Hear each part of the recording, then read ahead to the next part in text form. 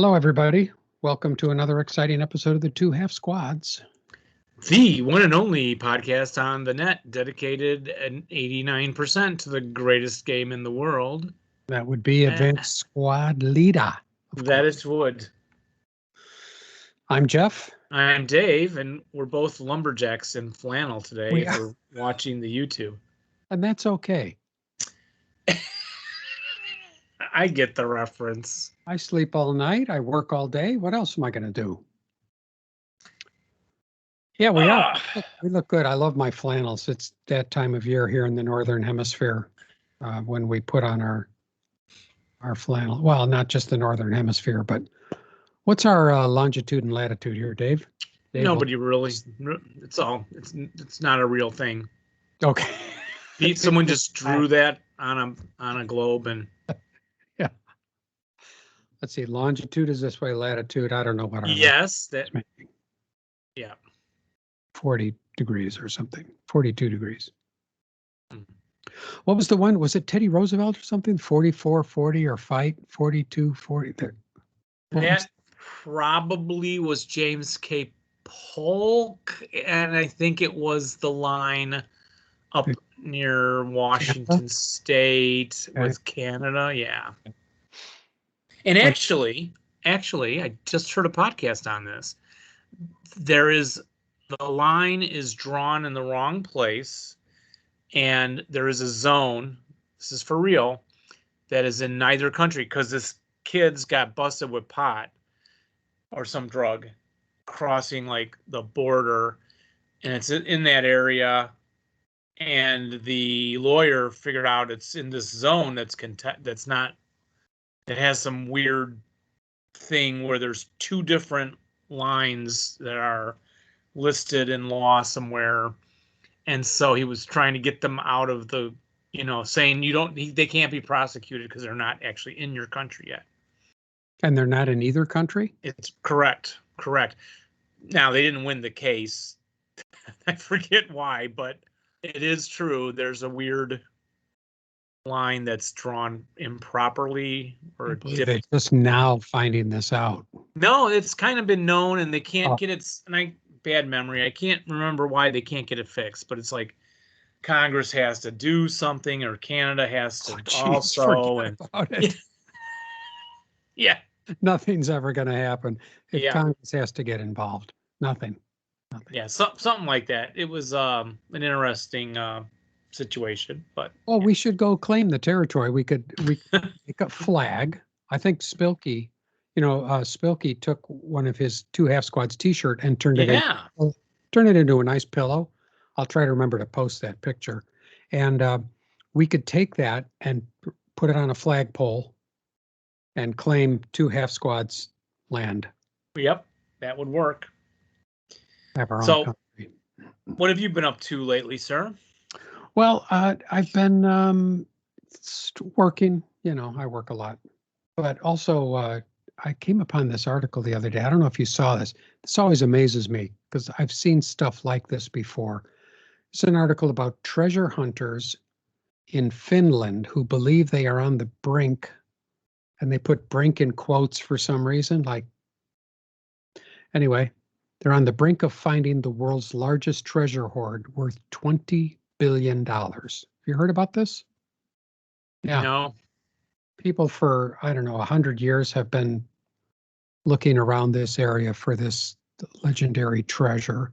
And there are these 12 people who they're all amateur treasure hunters, and they've been working as a group. There have been lots of different groups out there looking for this thing, but this particular group has found this area in Finland for this thing called the Lemminkainen Hoard, which is gold and jewels and artifacts, whatever that is. Oh yeah, the Lemminkainen Hoard. Yeah, the Lemminkainen Hoard.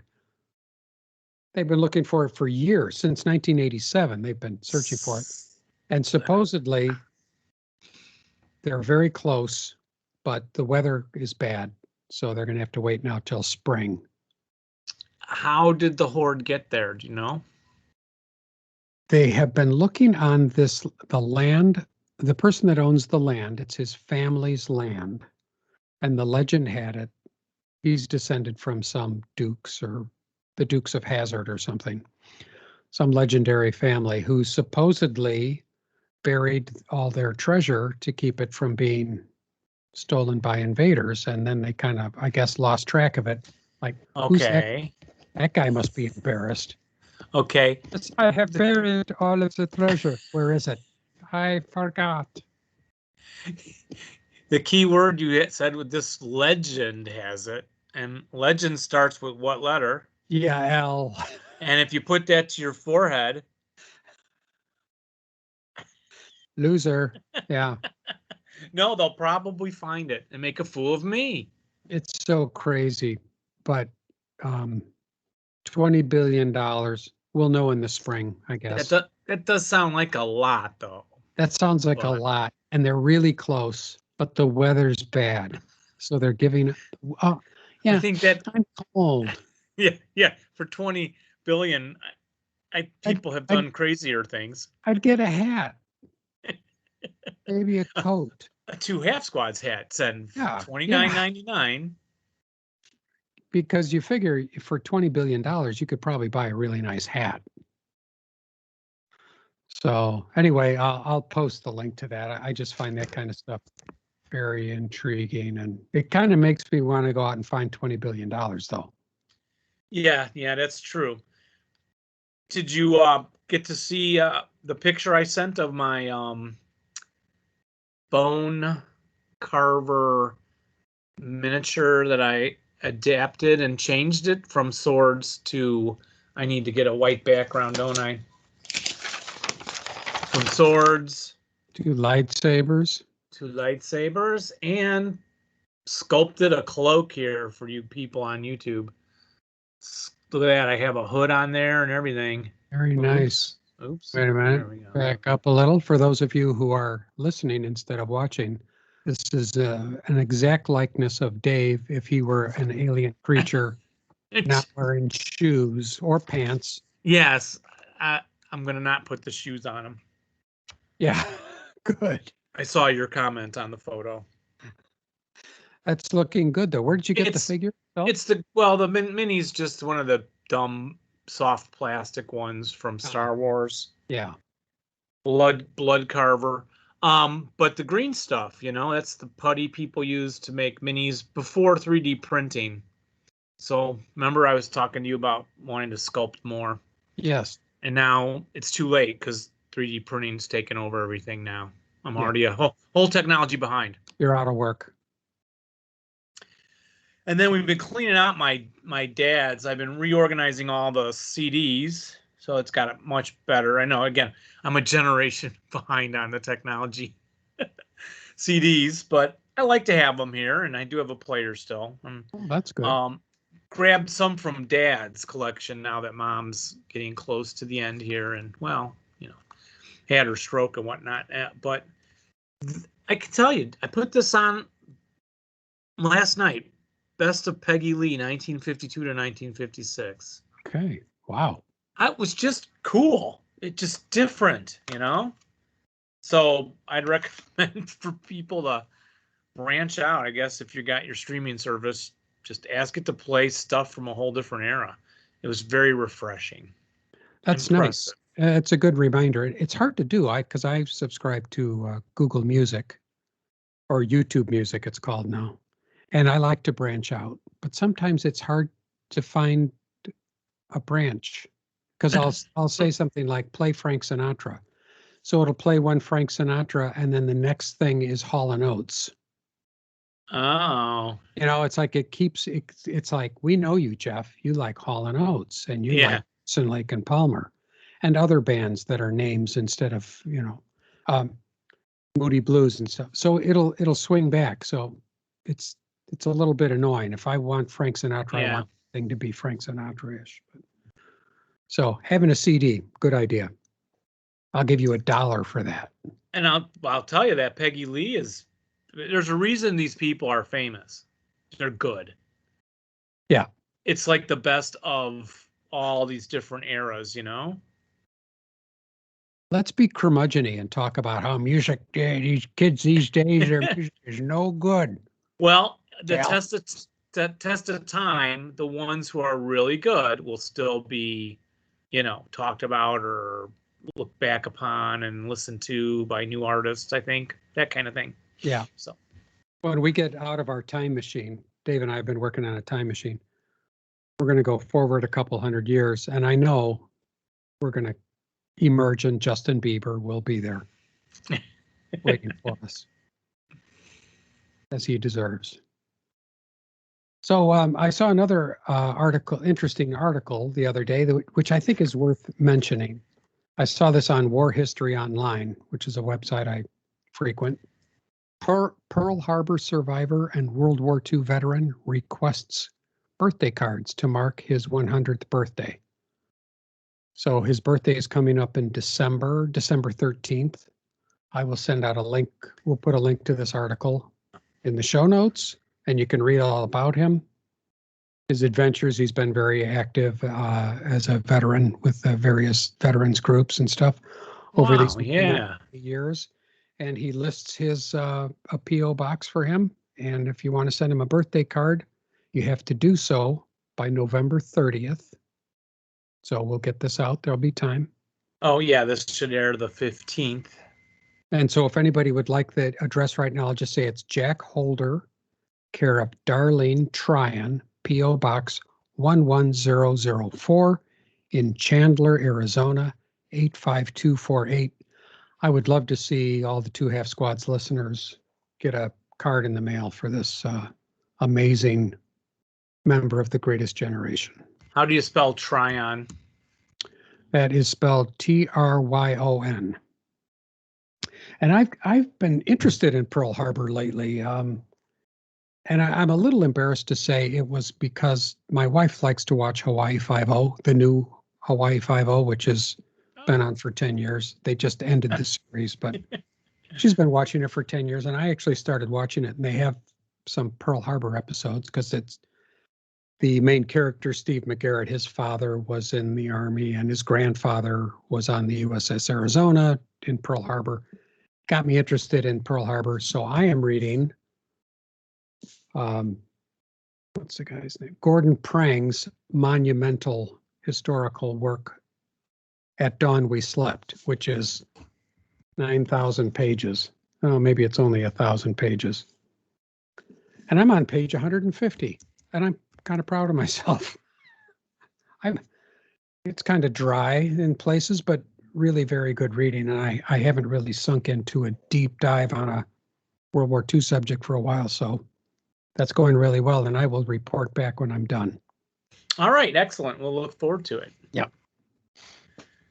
In the meantime, what's up first for the show? Well, I guess we could do, you want to do a What's in the Box? Sure. What's in the box?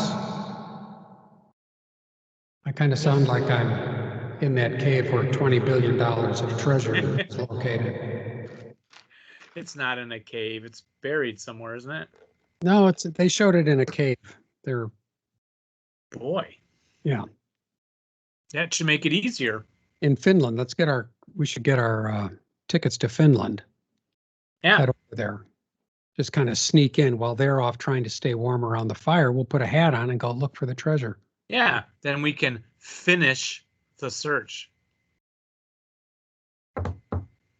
But I'm dumb. Very good. So what's in the box? What do we have in the box? Well, I'll tell you. I decided to, I hadn't bought anything from MMP in a while, and I was feeling bad because I know they really like my money. And so I went over onto their website, and I was just kind of perusing around, and I saw they had the electronic advanced squad leader rule book there. And I thought, oh, there's something if you don't want to wait, because I don't like waiting for the mailman.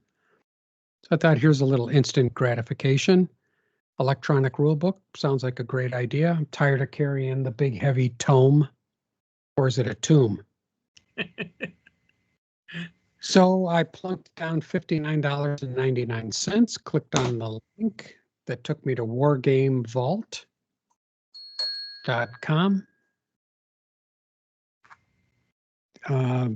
Sent him my $60. I didn't even wait for a special offer, and I got the electronic ASL rulebook in PDF format. And I gotta say, I've spent $60 in better ways. Oh, why would you say that? Well, You're not just mad they didn't send us a free copy to peruse like all the rest of our fine third-party producers do? Or? Yeah, I'd say I am. I would say I'm mad about that. Here, let me share my screen. Yeah, what's it like though? I like paper in my hands, but it'd be convenient to have, I suppose. So electronic rulebook comes down in PDF format. It's all in one file, and it's nice. It is the rulebook, as you might expect, just in electronic format. So we can flip through the pages here, and it looks exactly like the rulebook. Same font. One of the nice things about it is there are links to it, so we can see just about here. I'll flip forward a little bit. You can see anything that's read as a link, which is kind of nice. So here I'm on the table of contents, and if I wanted to skip forward to fire attacks, I just click on fire attacks, and it takes me forward in the document directly to that page. That's a nice feature. I don't like flipping around. I'm one of those guys that still needs to flip around, not like you, Dave, who has memorized the rule book. Yeah, and I don't flip around much anymore, though. I'm not as agile as I used to be when I was younger. Yes, you probably have Super 8 movies of your Me flipping. Yeah. Flip. So I like that you can find things. I'll say right now, let me try this. Oh, it does work. Okay, I was thinking the back button doesn't work. I was having a problem with this. Oh. When you move forward to something where you click on a link and it takes you, whatever it is, 50 pages forward, I'd like to be able to then go back. Yeah. I didn't have this option in the reader I was using before, but I do. So it may depend on the PDF reader that you're using. Okay, so that's nice. One thing I will say about these, I think they had an opportunity here to really come out with something special, and they really just come up with a standard PDF. One of my problems with PDF is that it's formatted like paper, so 8.5 by 11 in a portrait mode, vertical mode, but everybody I know has computer monitors that are horizontal. And this doesn't resize itself to the monitor or anything. So if you want to look in at something, you have to zoom in. Let me zoom in a little. I'll do this. Whoops, that's a little zoomy. Yeah.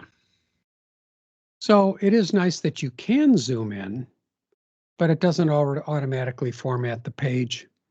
If you wanted to, for instance, be reading something and pop out the picture like you can with a website, maybe you can't pop out pictures. You can't have multiple windows open. So there's a lot of clicking and flipping back and forth and zooming in and out in order to read everything. The whole file is bookmarked, though. I'll expand the bookmarks out here. So you can see all the chapters and you can move directly to a chapter. And to any section that you're looking for, which is nice. Yeah, go ahead. And to the special rule. So if you clicked A6.5, it would jump to that. Yes. That's nice. Yeah. So for instance, here I'm looking at the BOG rules, and it says BOG, if a vehicle is required to take a BOG check as per B13.41, I can click on that 13.41 and it takes me to the BOG rule. Although that's air bursts. It's on this page somewhere. Yeah. So yeah. So kind of nice. And they do have the charts in here. Let's see, where are the charts? And they do include a lot of the add-on modules. So North Africa's in here, Rules F, Pacific Theater, Chapter G is in here. The Design Your Own chapter is in here, ASL Deluxe. The training manual. Boy, when was the last time you read that training manual? Yeah. The Korean War rules are in here, which is cool for me because I do not own the Korean module. Oh, that's right. reading this might make me encourage me to buy it. And then the counter sheets, example sheets like that are on the front and the back of the hard binder are in here. Flow charts are in here, which is nice, and including the links here work as well. Oh. So I like that because you're going along in the flow chart and you come upon some arcane rule that's got a link there to take you right to it. The charts like the QRDC and the other fire tables are in here as well. So everything's in here. It's 708 pages of fun. It weighs nothing because it's electronic. You can, I'll tell you another one of my issues with it was just the way some of the text was laid out. So for instance, in PDFs, I like to highlight stuff that I want to get back to. So I could click the highlighter and go to be highlighting something. And you can see I started on the word vehicle and then it skips. It doesn't quite let me highlight everything smoothly like I like. So there's some issues with that. Other than that, it's pretty good. Is it worth $60? Mm. Don't know. Yeah, I guess. I want to be kind. Yeah, what's the mini rule book, the paper one? I don't even know, but it's about 60, right? Or yeah, less. I guess I could check. I don't think it's got all of the additional chapters in it.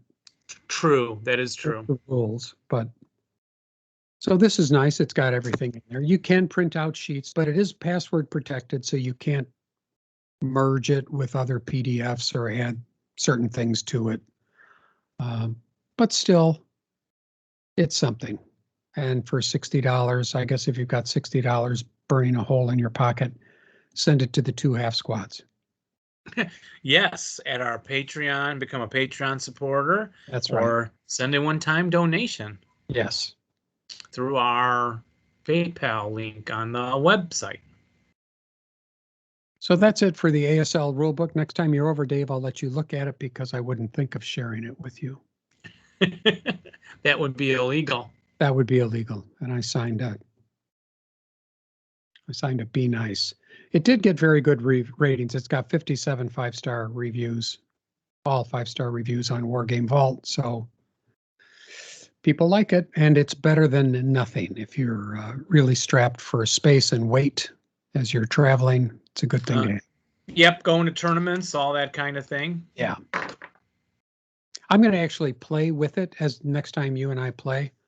I'll have that at the ready and see how well it serves. Yeah, that would be great. Okay. Well, thanks for checking that out for us, Jeff. Would you like to go to the rules? It's time for rules. You need the rules to play the game and put your opponents to shame.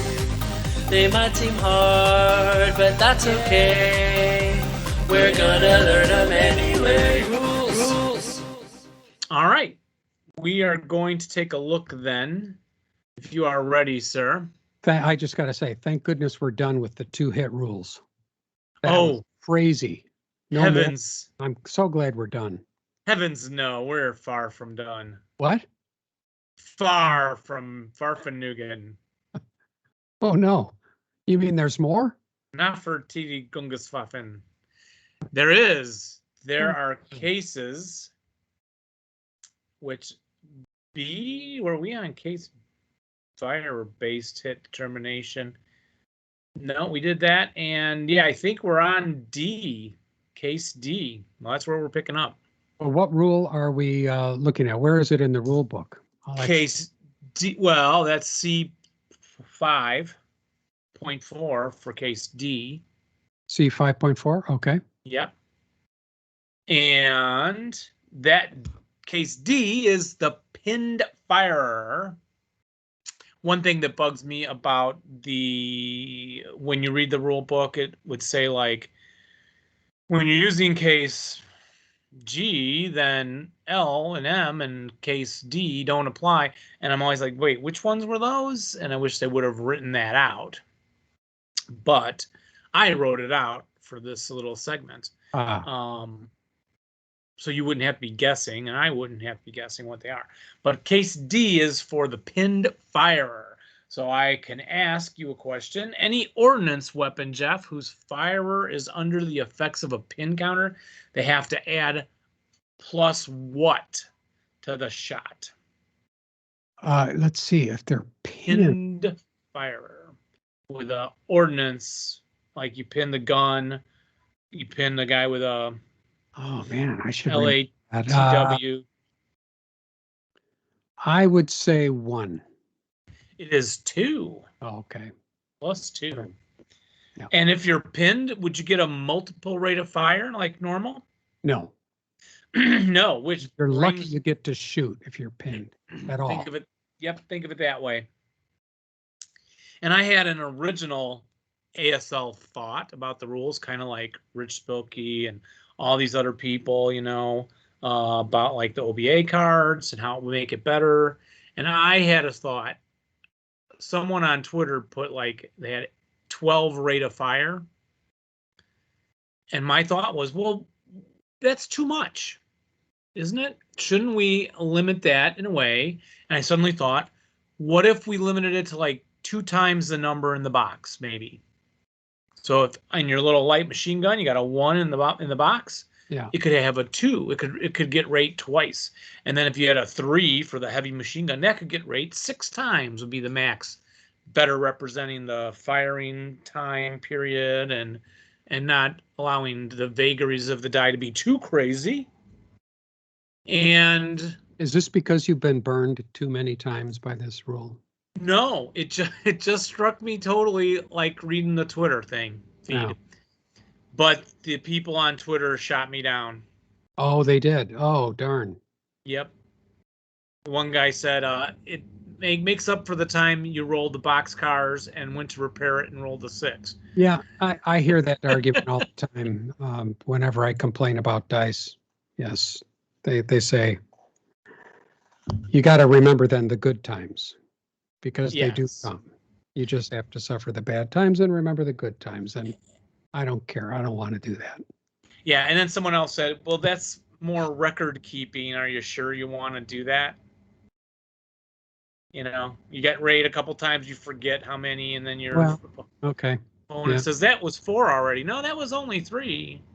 No. That's another point they made. Okay. Well, I'm going to side with you, Dave, because we're friends. You surely don't have to. Even if it is a cockamamie idea, I'm with you. Standing by my friend. So, looking at the rules, firers under the effect of area fire. Example, a light anti-tank weapon firing from a shallow stream. That would have to use area, I guess.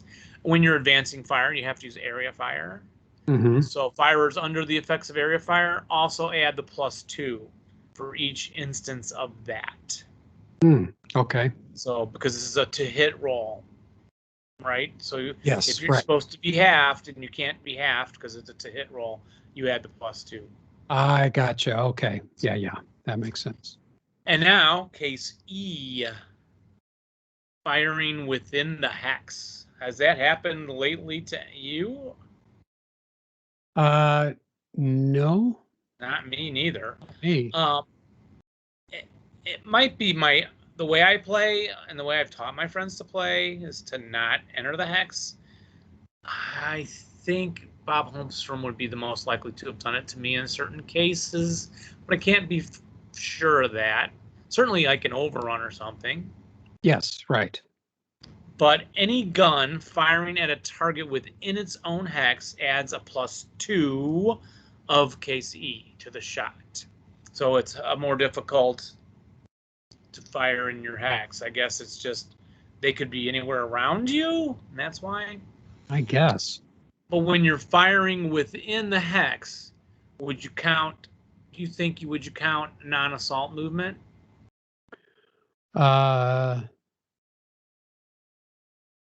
firing within the hex. Count non-assault movement. Wow.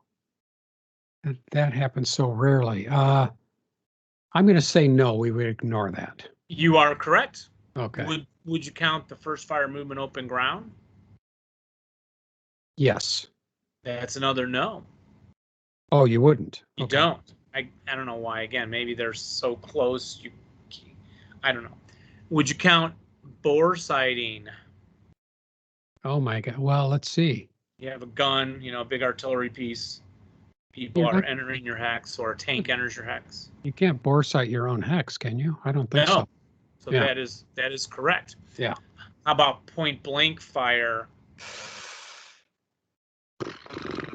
No. No is correct. Yeah. Yes. Point blank is no. How about point of order? How about point to hawk? Point to hawk. How about point Dexter? Dexter. I'm going to have to say no for all of those. That is correct. So now the guy's in your hex. Let's say you got a tank, and his tank enters your hex. Does the presence of a wreck or smoke or another armor fighting vehicle add to the applicable line of sight hindrances? This is tricky. Well, So there's a wreck in your hex. yeah, a wreck. And it's burning wreck, it's smoking. Do you add that plus when you're shooting at someone else that comes in there too?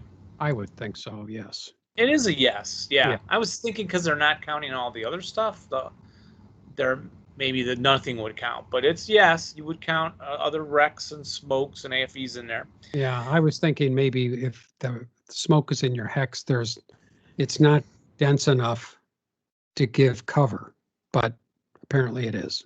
Yeah, or it's localized within, I don't know. Yeah, yeah. So is the KC fire in the hex gyro modifier doubled or tripled? Which one of those? If the firer is in a woods or building or rubble. So you're in the woods with the anti-tank gun. The tank enters your woods hex. You have to turn to fire. Is it doubled or tripled the modifier? If you have to turn, if you're turning. No, it doesn't say you have to. If you have to turn, it doesn't. It's just always +2 in the hex. And then would you double that if you're in a woods or building, or triple it? Oh, I see. So is it going to be +4 or +6? Doubled. Yep, double's correct, which matches up with the like doubling the plus when you're turning your covered arc. So that's why I didn't want to confuse that. Yeah, gotcha. Now, if both the firer and the target are in a bypass, there is no shot allowed there unless you can draw a line of sight between their respective covered arc focal points, just for the record there. Okay. Now I'm just going to read you rule 5.51, covered arc change. So the firer's covered arc does not change when using case E to fire at a target in the same hex, unless firing during the opponent's movement phase as a defensive first fire, in which case the firer's covered arc is changed only as much as necessary to include the hex side that the dude is moving through to come into your hex. So he's coming from outside your hex, you turn the gun, fire, or turn the turret to fire at him. This is the only instance where case A die roll modifiers are applicable with case E. Case A, again, is firing of the covered arc change +1 or +2 or +3 for non-turreted, etc. Those would add together. So it's really saying, like, otherwise, if it goes then to the prep fire phase and you're both already in the hex, you don't change the covered arc. I don't know why. I guess it just gets tricky. Draw in the same hex, how are you gonna, I don't know. But case F, again, I'll explain, is intensive fire. And this is available only to guns, not a support weapon, like a LATW. And it can be used only if the crew of the gun is not pinned, shocked, stunned, or marked with a final fire, intensive fire counter already. Okay.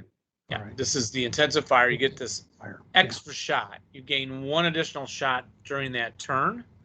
And the question is, can you take more than one intensifier shot during overrun prevention?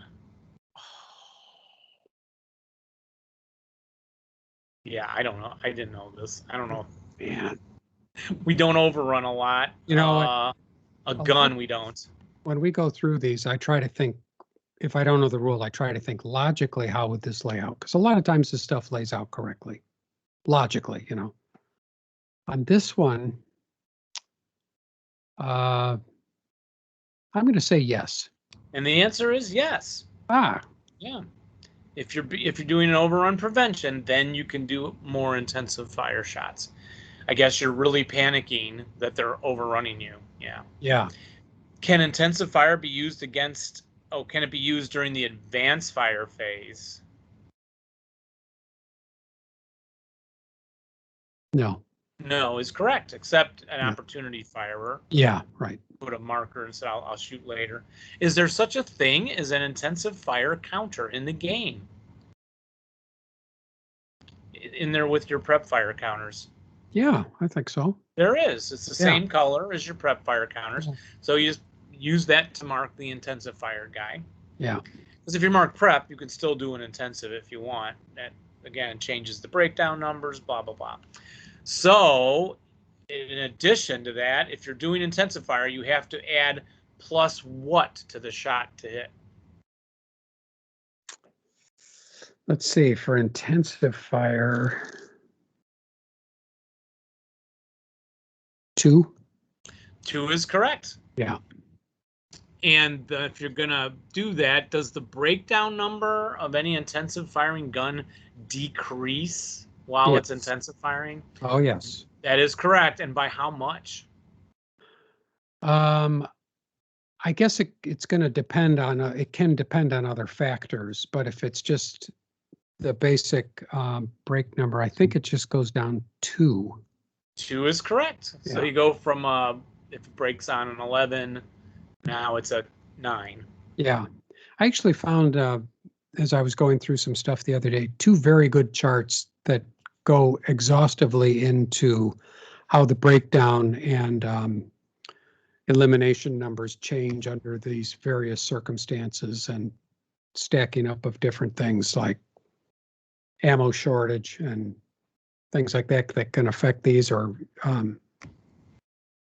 so I'll try to put a link to that, which I'm pretty sure it's publicly available. So I'll try to remember. Check that and or jump into the post. Very handy, because I get screwed up on those breakdown numbers all the time.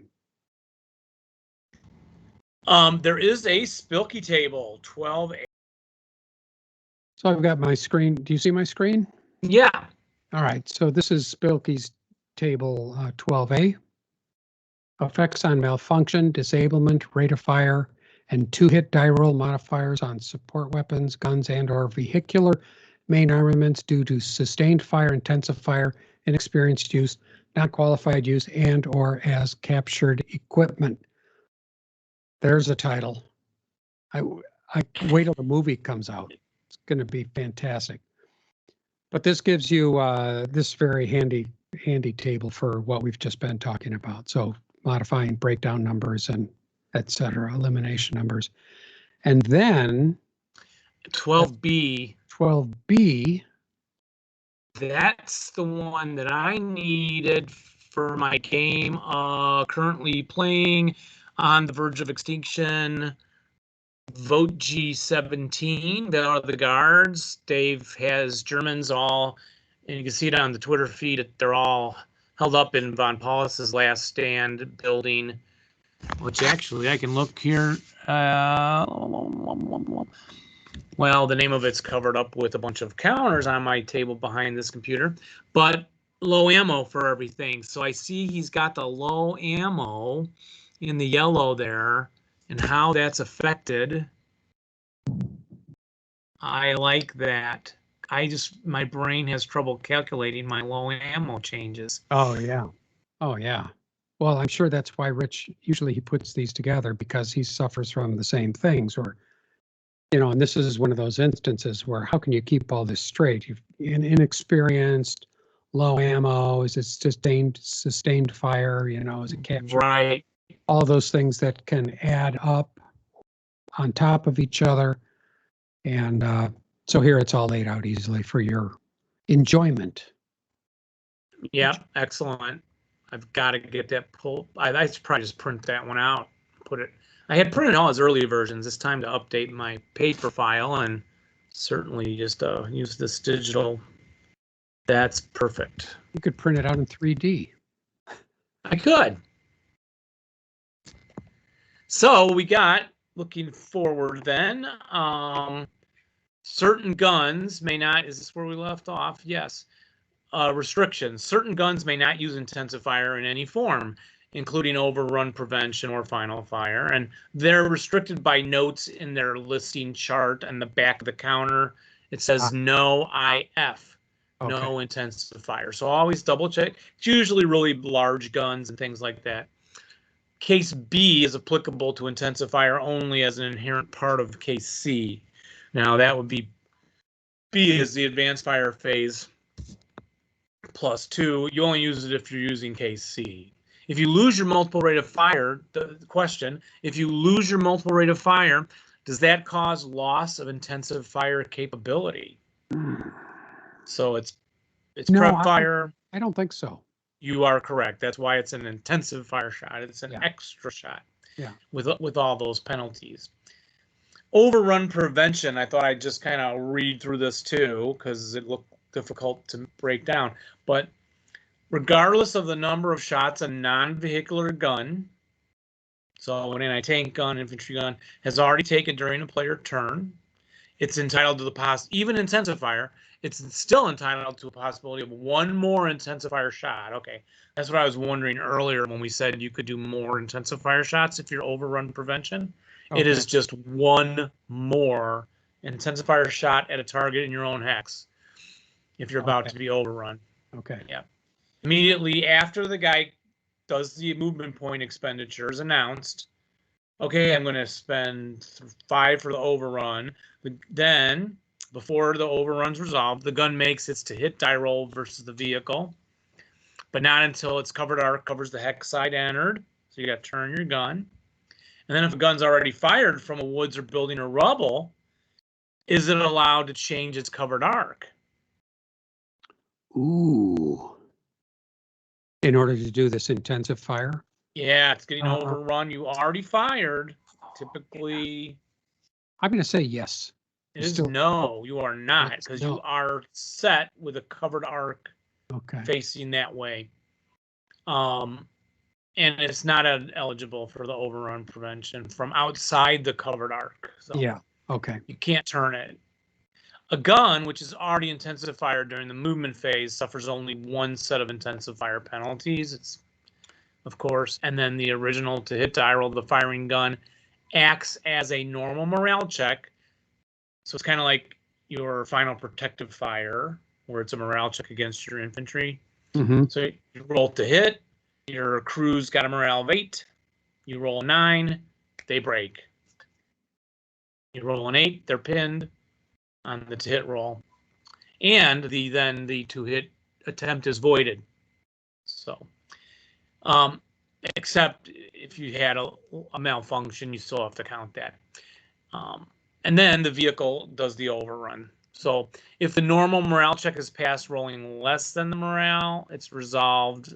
The to hit is resolved versus the overrun vehicle and may possibly lessen the overrun attack. I don't know what that means. Regardless of the outcome of the to hit, the gun is marked with a no fire counter. That's what those are for. I was like, no fire. When the heck do we use these? So if you've already done your extra intensive fire, then you're marked with a no fire. So even if you get overrun again, boy, you wouldn't use those very often. Yeah. Well, I'll make a confession here, Dave, because it's just you and me talking. No one will know. Nobody's listening. I don't do a lot of overruns. Because we don't. I'll just drive around. you don't want to look up the rules. Too complicated. Yeah, And that's why. I shouldn't do that because a couple of these tables have made it so easy now. And I forget that. I forget to look in the tables because it's, Yes. yeah. And we can do it deliberately in a game and just pause like we were doing during COVID on the, online. We were suddenly really good about let's look all this up. Let's try Yeah. something different. Yeah.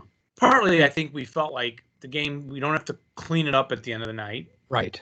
So there's no hurry to try to finish it and have the table open for someone else's game, And we each had our own big table space. So we had everything laid out. Yeah. It's easy to get to everything.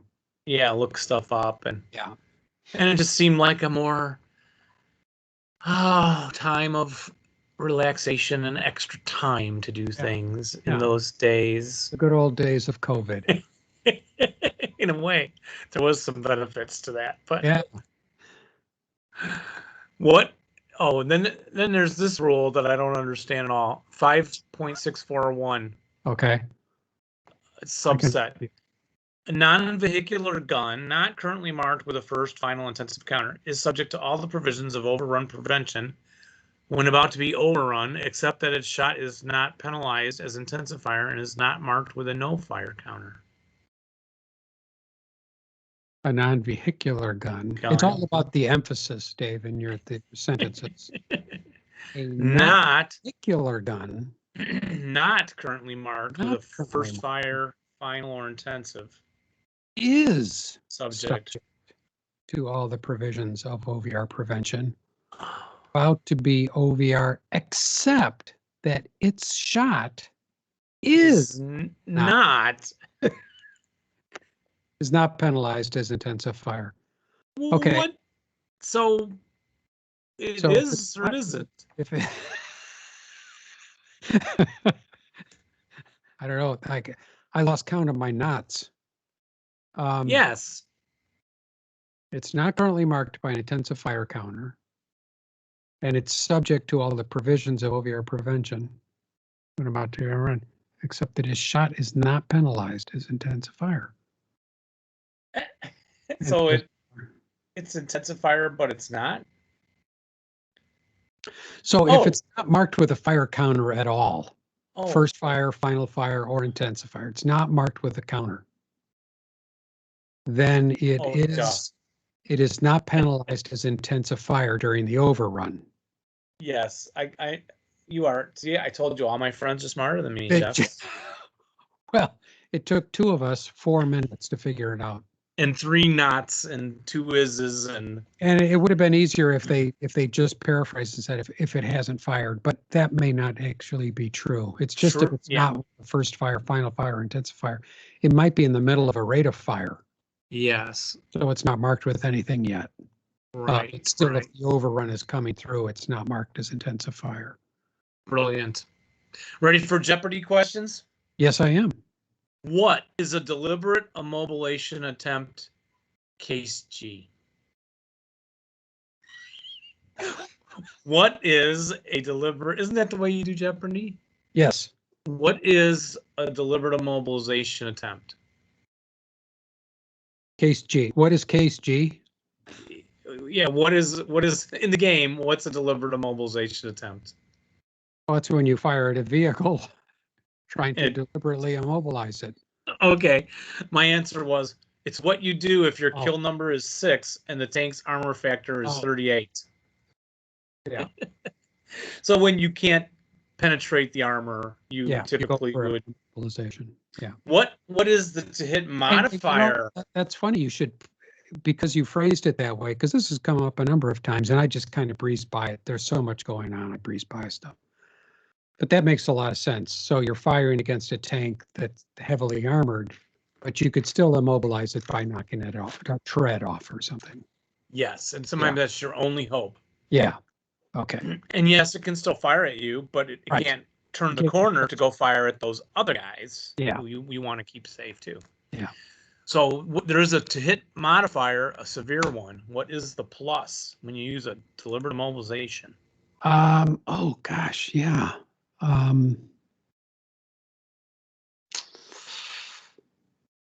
Boy, I don't know. I'm drawing a blank. It is +5. That's because we don't do that a lot either. Dang. Yeah. But, Hurts. you know, you need a 10 to hit a vehicle. Yeah. And if it's large, and if you're closer, Yeah. et cetera, et cetera. Yeah. Can site, blah, blah, blah. Yeah. Can you do a deliberate immobilization attempt with your infantry firing their rifles? Can you do an deliberate immobilization attempt with your infantry, just firing their inherent firepower? Can they try to knock the tread off? I don't know why I can't remember that this has come up, but I'm going to say no. No is correct. Yeah. Can you do a deliberate immobilization attempt with a flamethrower? Oh man, that's never happened to me. I got to play more. How could that have never happened to me? I'm going to say no. That's correct. You cannot with a flamethrower. How about with a dwarf thrower? Yes. You can't say that on public television. Yeah, that's what if it's in D&D context, it's okay. Yes, that's right. Weapons that roll a to hit and then roll a to kill number, are those otherwise known as ordnance weapons? Yes. Yes, they are. But only if the weapon's basic. Oh, this is for the deliberate immobilization. You can only do it if your basic to kill number is greater than the target's lowest hull armor factor and only with a hull hit at a range of less than 6 hexes.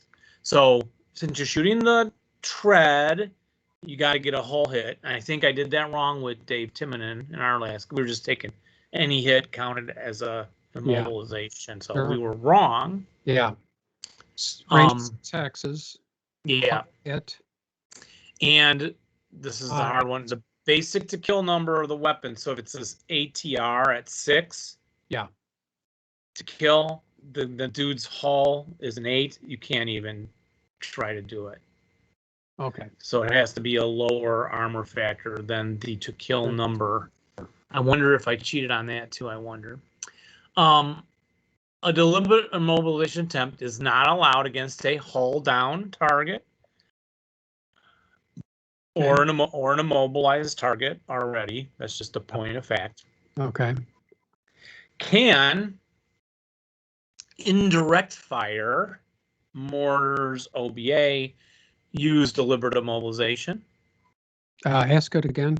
Can indirect fire, the mortars, the OBA, use the deliberate immobilization? Try to blow a tread off. Senator, could you ask the question again? No. No. No is correct. Can a machine gun? No. No is correct. What if the vehicle? What if you're firing at the vehicle and it's built ram tough? Oh, that's another +3 to the. Yeah. It's built ram tough. It goes against you. Now, acquisition dial modifiers are not applicable to this attempt either. However, acquisition can be gained while attempting such a shot in case the firer subsequently fires on the target normally. So I have an egg 1 from firing direct fire to blow up the tank, realize I can't.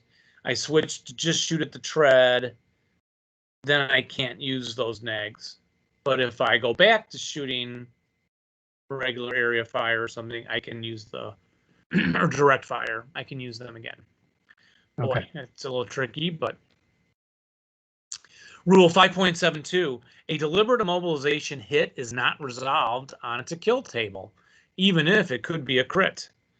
It just results in a hull hit. It's automatically immobilized and causes the crew task check. Okay. So, yeah. If it hits the turret, is there an effect then? As we've already said. If you hit the turret on a deliberate immobilization attempt. Is there an effect on that? No. No, that is correct. Case H. We're getting close to the end. Case H. A, B, C, D, E, F, G, H, I. How far do they go? There's like 12 J's. There's a lot. We already did the J's. H, I, J. No, we didn't. Well, let's see. Case I, is that what I said, or H? H. Captured gun. What's the modifier to any to hit attempt by a captured weapon? It's on the Spilky chart. A captured weapon is +2. That is correct. Does that apply to one manned by a non-qualified unit? Still a +2 for captured? Oh, man. Captured and non-qualified? No, I think there's a... Well, it's saying, does that apply to it if they're non-qualified? Oh, I see. I see. Don't know. That's a yes. It still Okay. applies. And then, of course, if they're both captured and non-qualified, that's when you were saying that it's going to be double the penalty. Yeah. Okay. So is a captured weapon also penalized by having to use the orange to hit numbers instead of the black ones? Yes. No, there are no orange to hit numbers. Oh, orange. You said Does it orange. have to? Does it thinking have red. to? Does it have to use the chartreuse to hit numbers? No. No, there are no chartreuse ones. How about red? Yes. Yes, red. And does it reduce its breakdown number by 2 because it's a captured weapon? See, I'm colorblind, so when you said orange, I saw red. I've got an excuse for everything. But you are a little colorblind, aren't you? No. Oh, you were just joking. Yeah. So when it's captured, does the breakdown number go down by 2? Yes, I think captured goes down by 2. Yep. Also on the Spilky table 12B. Yes. Case I, buttoned up. Now, any buttoned up, closed top vehicle does add the +1 of case I. Being buttoned up has no other effect on the line of sight of a vehicle, even if the target's outside the covered arc, but it prevents interdiction. You can't do interdiction with a +1 buttoned up. And there are numerous blah, blah, blah. So then,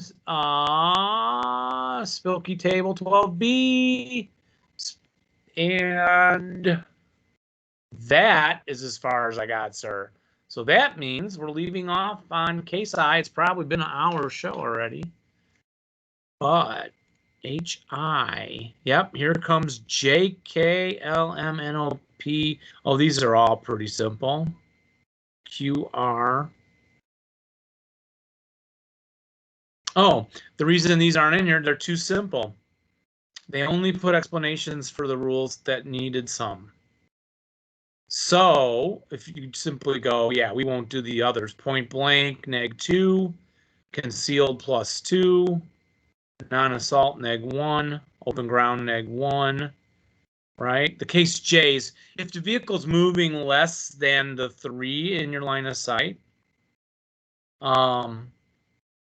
1 to 3, 1.5 to 3. Yeah. Remember, there are other bonuses, so just look it up on the thing. You have to add extra pluses in. You've only seen the tank for a little while. Those add in. Yeah. If you bore sight, you got the -2. If it's acquired, you go with the counters. It can be -1 and then -2. Hazardous movement, -2. If you ever have that, you're shooting at someone with that. And then check your target size modifiers. They change from -2 to +2. We actually covered those when we talked about tanks and things like that. There are also target size modifiers on guns that you want to look at. If it's got red, you get an extra plus or a negative to hit it. Better for you. Do you add the terrain effect modifiers to your to hit when you're shooting direct fire? Yes. Yep. They're in that building. Dave and I are playing in this Valor of the Guards +4, fortified stone buildings. Oh, yeah. Tank shooting. It's tough to get them rooted out of there. And then, of course, your line of sight hindrances.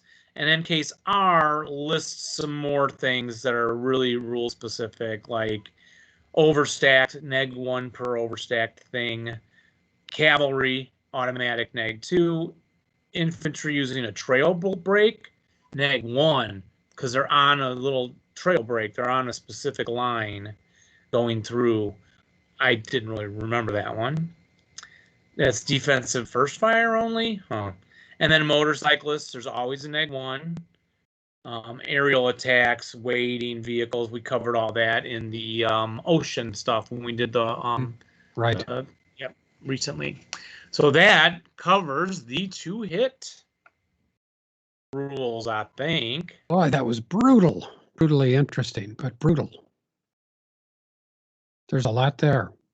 And then do you want negatives on your shots or pluses on your shots, Jeff? Well, Dave, I want pluses. Because you like to let the other guy win. Yes, I do. I'm a generous fellow. You are super nice. Yeah. And I think that's the show, isn't it? I would say we're probably pretty close. Yeah, probably close to an hour. All right. Well, no. So what do we got lined up for next time? We got an interview coming up. We do, with the wonderful Stephen Swan. Yeah. And boy, we've really been fortunate. We've had some really excellent interviews lately with some great guys. Carl Noguera last time was great. It was too bad the way his phone was working. We work on the way that we should probably use Zoom or something so that we have a little more control over camera. Can we? Yeah. Not when he has his phone and he puts it up his nose. I think you can't control that. Well, we could still have had him as the primary focus instead of, as much as I love looking at your visage on the video. Yeah, you can change the primary. Well, Yeah. we already told him it would be Skype, but we'll do what we can do then. Yeah. And what if we take our picture off of Skype? Then would it automatically go to him, like block camera or something? Like if we turn our cameras off? Yeah, Launch. Can you hear me? Yes. Can you see me? No. Can you tell I'm giving you the finger? No, I can't even imagine that, Dave.